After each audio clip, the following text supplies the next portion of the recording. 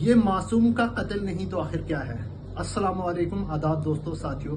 جس طرح سے آپ نے کل دیکھا کہ فلائی منڈال جموں کے ایریا میں کس طرح سے کولڈ بلڈن مرڈر ہوا ہے، اوپن کلنگ ہوئی ہے، جس میں پولیس کا دعویٰ ہے کہ جو پرویز ہے اس کے پاس ہتھیار تھے اور اس کے پاس ایک تھیوری میں ہتھیار اور ایک تھیوری میں نشہ تھا، لیکن آج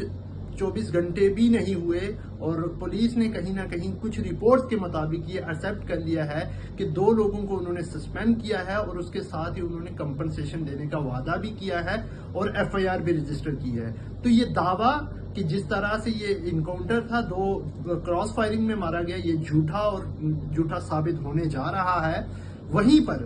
کچھ میڈیا ٹرائلز، جو کہ میں جن کو میڈیا تو نہیں کہوں گا، ٹی آر پی کے ٹھیکیداروں نے جس طرح سے اس کو گینگسٹر ٹھہرایا، اس کو ڈرگ پیڈلر ٹھہرایا وداؤٹ ویریفائنگ دا کلیمز، اس کو جس طرح سے دکھایا گیا وہ نندنیہ، شرمناک اور کنڈیمنیبل ہے۔ اس کو ہم کنڈیم تو کرتے ہیں، لیکن اب سوال یہ ہے کہ جس طرح سے یہ رپورٹس آئی ہیں کہ وہاں پر ایف آئی آر رجسٹرڈ ہوئی ہے اور اس کے بعد کمپنسیشن دینے کا وعدہ پولیس کی طرف سے کیا گیا ہے، تو اس کا یہ مطلب ہوا کہ یہ ایک فیک انکاؤنٹر تھا، صرف اور صرف اپنی پروموشنز کے لیے، کچھ سٹارز کے لیے اور کچھ پیسوں کے لیے۔ تو اب یہ سوال سرکار سے ہے اور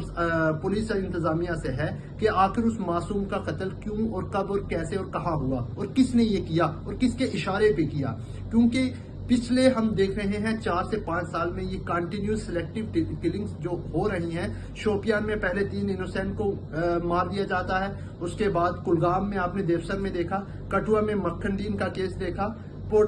یہاں سن کوٹ میں آپ نے دیکھا، اور اب یہ جموں میں آ رہا ہے۔ آخر اس پر اگر سوال نہیں پوچھے گئے اور ان کا جواب نہیں دیا گیا تو یہ رکنے والا نہیں ہے۔ کسی کو ملیٹنسی کے چکر میں مار دیا جاتا ہے اور کسی کو ڈرگز کے نام پہ مار دیا جاتا ہے، لیکن ساتھیوں میں آپ کو بتلا دینا چاہتا ہوں کہ اس کے پاس نہ تو کوئی اس بائی کا کرمنل کیس تھا، نہ اس کے اگینسٹ کوئی ایف آئی آر تھی، اور نہ ہی اس کے پاس سے کوئی ڈرگز کو پکڑا گیا۔ ان کے بھائیوں کا کہنا ہے کہ اگر ہم میں سے کسی 6 بھائیوں میں سے کسی سے بھی اگر آپ کو ڈرگز کے کیس کے مطابق کوئی بھی انفارمیشن ملے تو ہم اس کے لیے ریسپانسیبل ہیں۔ اٹ مینس آپ نے ایک معصوم کی جان لی ہے، اور اس معصوم کی جان لینے کے بعد